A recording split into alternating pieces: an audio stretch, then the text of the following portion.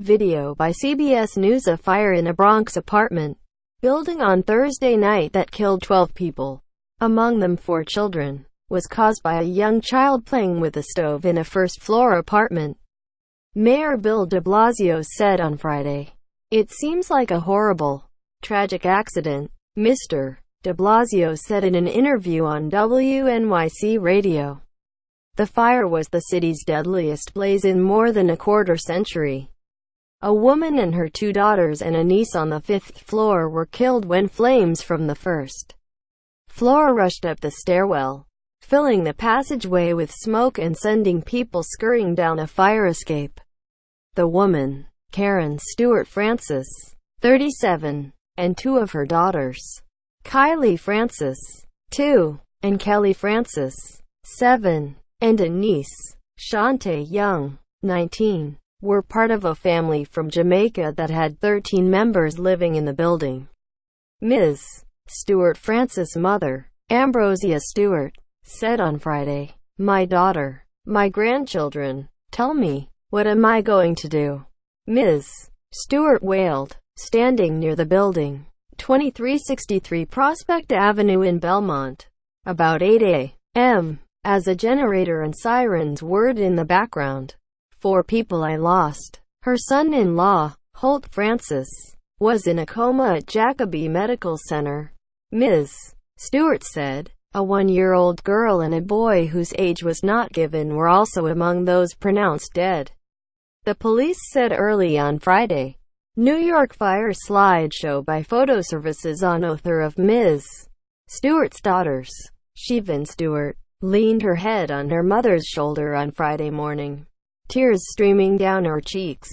The younger Ms. Stewart had been watching television in her first-floor apartment on Thursday when she heard someone yell "fire," and then grabbed her passport and ID before emerging into a wall of smoke from outside. She called a relative in the building. "We kept on calling, call, she said, but there was no answer." In a television interview earlier on Friday, Mr. de Blasio said, "We've lost 12 people. We could lose more. There are some still fighting for their lives."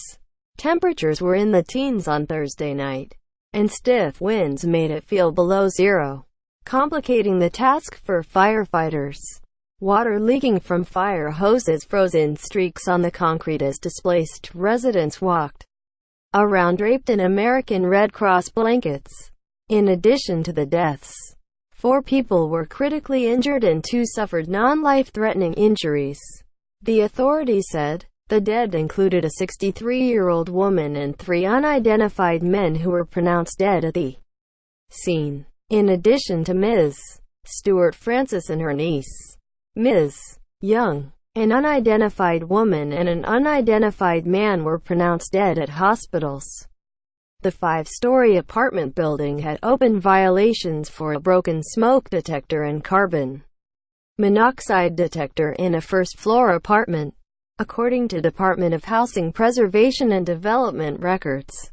But Mr. de Blasio said there did not appear to be problems with the building or violations that could be blamed for the fire. And LT. Previous slide 1 of 3 next slide and GT. Evacuees from a deadly fire in the Bronx on Thursday. The 12 fatalities made the fire the deadliest since an inferno at the Happy Land Social Club, less than a mile from Thursday's blaze, killed 87 people in 1990.